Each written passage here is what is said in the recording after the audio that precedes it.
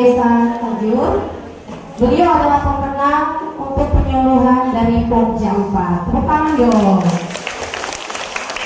Jadi beliau nanti yang akan mewakili Kecamatan Longikis untuk membawa nama Pokja 4 di lomba kabupaten. Langsung saja ibu-ibu, kita sama-sama saksikan bagaimana nanti beliau akan memberikan penyuluhan tentang DDTK. Assalamualaikum warahmatullahi wabarakatuh. Selamat siang dan salam sejahtera untuk kita semua. Yang terhormat para hadirin sekalian, puji syukur marilah kita panjatkan kepada Tuhan Yang Maha Esa yang sudah memberikan kesehatan dan kesempatan kepada kita semua sehingga kita dapat menghadiri dan melaksanakan kegiatan pada hari ini. Perkenalkan, nama saya Anna Paranita.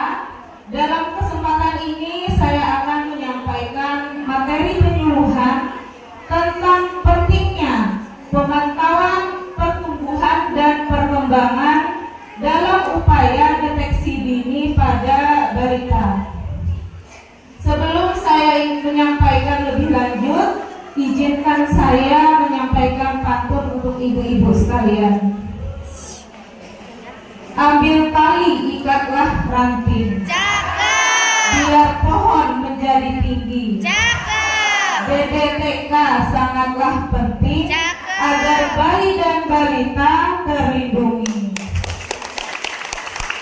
Jadi ibu-ibu sekalian, DDTK adalah deteksi dini tumbuh kembang pada anak. Karena seperti yang kita ketahui bersama bahwa memiliki buah hati yang sehat dan pintar menjadi dambaan seluruh orang tua. Sehingga pertumbuhan dan perkembangan anak pun menjadi salah satu penentu apakah si kecil bisa menjadi sehat dan pintar di kemudian hari. Oleh karena itu, pemantauan pertumbuhan dan perkembangan sang anak sangatlah penting, terutama pada 1000 hari pertama kehidupan, karena pertumbuhan dan perkembangan anak akan sangat pesat pada periode emas tersebut. Yang dimaksud dengan 1000 hari pertama kehidupan adalah sejak pembuahan di dalam kandungan sampai dengan usia anak 2 tahun.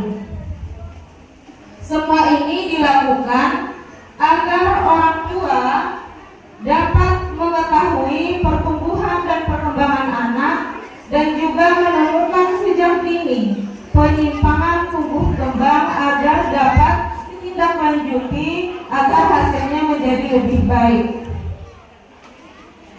Ibu-ibu tahu penyimpangan tumbuh kembang Bu apa saja? Ada yang tahu Bu? Belum ada? Baik, saya sampaikan. Penyimpangan tumbuh kembang anak itu ada 3 ya Bu. Yang pertama adalah penyimpangan pertumbuhan. Penyimpangan pertumbuhan ini misalnya status gizi anak kurang atau buruk. Kemudian anak cenderung pendek. Yang kedua adalah penyimpangan perkembangan. Penyimpangan perkembangan ini sendiri misalnya speech delay atau terlambat bicara. Kemudian yang ketiga adalah penyimpangan mental emosional anak. Contohnya gangguan konsentrasi dan anak menjadi hiperaktif. Jadi penyimpangan tumbuh kembang ini sangat bisa mempengaruhi anak pada usia sekolah. Kemudian pelaksanaan pemantauan tumbuh kembang itu sendiri dibagi menjadi 2 tahap, screening pertumbuhan dan screening perkembangan. Untuk screening pertumbuhan dilakukan oleh kader posyandu dengan cara menimbang berat badan, kemudian mengukur tinggi atau panjang badan dan mengukur lingkar kepala. Kemudian hasil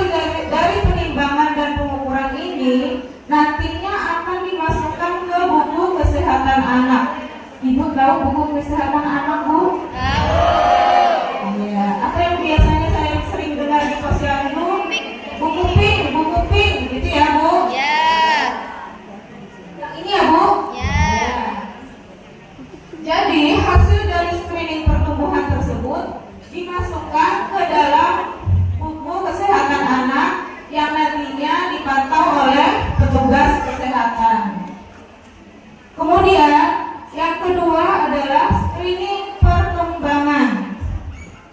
Screening perkembangan ini dilakukan dengan cara pengamatan langsung pada bayi dan balita serta memberikan pertanyaan atau kuesioner kepada orang tua. Kegiatan ini dilakukan oleh petugas kesehatan dibantu oleh kader Tribina, yaitu kader BKB. Ibu pernah dengar kader BKB, Bu? Belum? Jadi kader BKB ini adalah kader Bina Keluarga Balita yang tergabung di dalam kelompok kegiatan Kampung KB. Kader-kader ini yang membantu petugas kesehatan dalam hal pelaksanaan DDPK dengan menggunakan alat peraga seperti yang di samping saya, Bu. Alat peraga yang berpatokan pada KKA. Nah, KKA ini Ibu sudah pernah dengar juga, Bu? Sudah pernah dengar? Belum. Saya kasih contoh KKA ya, Bu. Jadi KKA ini adalah kartu kembang anak. Di dalam KKA ada pertanyaan atau kuesioner yang nanti ditanyakan ke orang tua. Misalnya, saya kasih contoh singkat saja ya, Bu. Misalnya, anak ibu umur 31 bulan.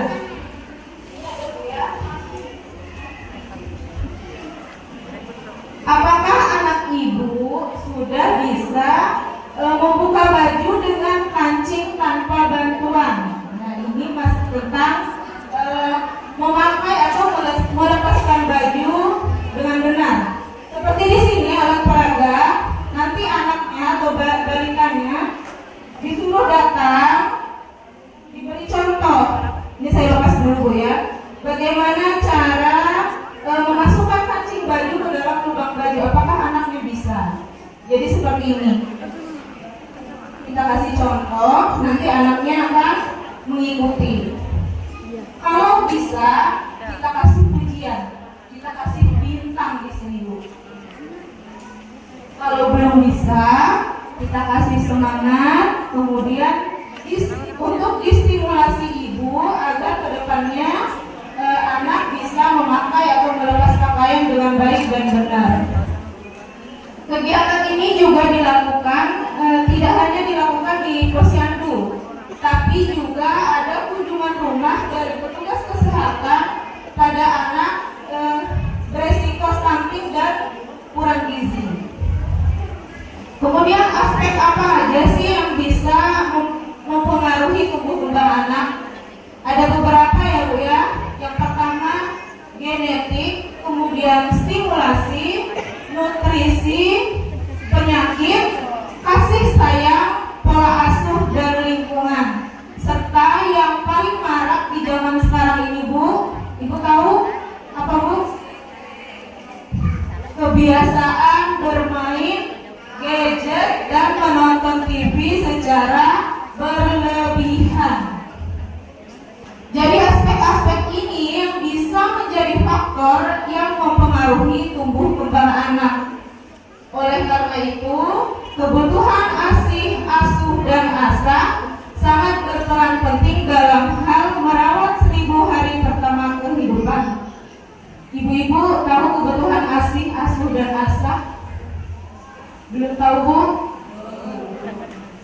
Mohon disimak baik-baik, saya akan menjelaskan satu persatu. Kebutuhan ASIH. Kebutuhan ASIH merupakan kebutuhan bayi guna mendukung perkembangan emosi, kemudian spiritual anak dan kasih sayang. Kebutuhan ini terdiri dari kasih sayang orang tua, kemudian dukungan dan dorongan. Yang ketiga adalah rasa aman dan nyaman.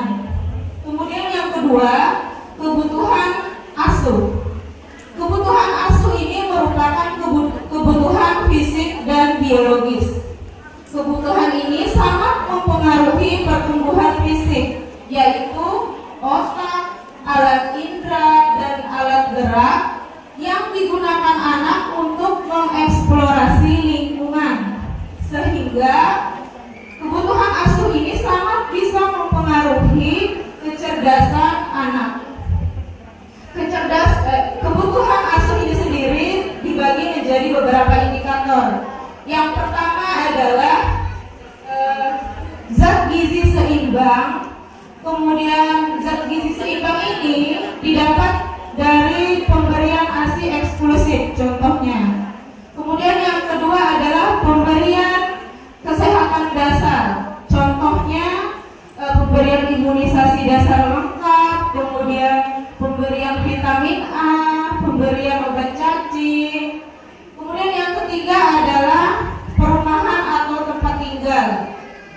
Ada pakaian, kemudian sanitasi lingkungan, kesegaran jasmani, dan yang tidak kalah penting ibu-ibu, rekreasi. Ibu-ibu suka rekreasi, Bu? Kemudian yang terakhir adalah kebutuhan asah. Kebutuhan asah ini disebut juga stimulasi mental secara dini. Kebutuhan asah ini merupakan awal dari proses pembelajaran, mendidik, dan merangsang perkembangan anak sedini mungkin. Kebutuhan asah ini, Bu, bisa membentuk anak memiliki kepribadian yang baik, kemudian memiliki kecerdasan dan produktivitas yang baik. Nah, ternyata kebutuhan asuh ini, Bu, sangat berperan penting menjadikan anak kita generasi yang berkualitas. Karena tumbuh kembang anak yang baik sejak dini menjadi aset mereka di masa depan. Kemudian kalau bukan kita yang memperhatikannya, lalu siapa lagi? Demikian yang dapat saya sampaikan. Terima kasih atas perhatiannya. Mohon maaf apabila terdapat kesalahan. Saya akhiri. Wassalamualaikum warahmatullahi wabarakatuh.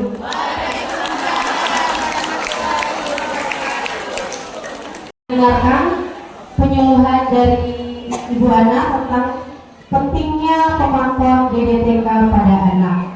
Nah, ibu-ibu, kenapa sih Pokja 4 harus tahu dan wajib mengetahui tentang apa pentingnya DDTK itu? Kenapa yuk? Kenapa kita Pokja 4 harus bisa menguasai tentang pentingnya DDTK? Ada yang tahu ya, kepada masyarakat dan warga di desa kita. Jadi ketika ibu melakukan penyuluhan ke Dasawisma, itu bisa menyampaikan materi ini tentang pentingnya DDTK. Karena Bu, biasanya ibu-ibu yang punya balita itu kan kita melaksanakan posyandu 1 bulan sekali ya Bu. Ada kalanya orang tua itu malas Bu mengantar anaknya ke posyandu. Ada juga anaknya diantar, tapi yang antar bukan ibunya, neneknya, bibinya.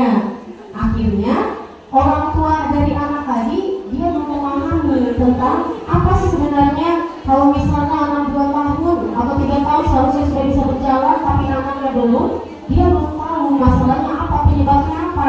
Akhirnya pikirannya, diguna orang anak saya ini. Biasanya seperti itu pikiran orang-orang yang kurang paham tentang apa itu pentingnya DDTK. Jadi ibu, bagaimana tadi penyuluhannya? Menurut ibu-ibu bagus nggak? Bagus ya. Kita doakan semoga nanti di lomba HKJ di kabupaten nanti Mbak Ana bisa membawa nama Kecamatan Leusis ya, itu yang biasa. Oke ibu, silakan yang mau bertanya. Kami beri kesempatan nanti langsung dijawab oleh Mbak Ana ya. Wabarakatuh.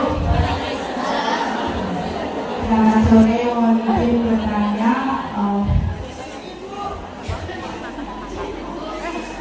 Ibu tadi pemaparannya sangat menarik sekali karena kami di pihak Alisa bertanggung jawab tentang masalah DDTK ya Bu ya. Yang ingin kami tanyakan, apabila DDTK itu dari faktor genetika Bu, itu apakah bisa nanti akan sembuh sendiri atau ada solusi apa yang harus diberikan kami dari kader-kader Ibu?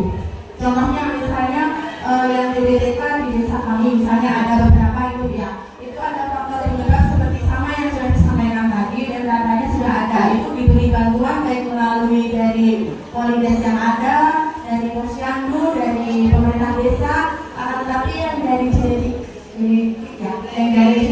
sekarang genetik itu bagaimana Bu solusinya?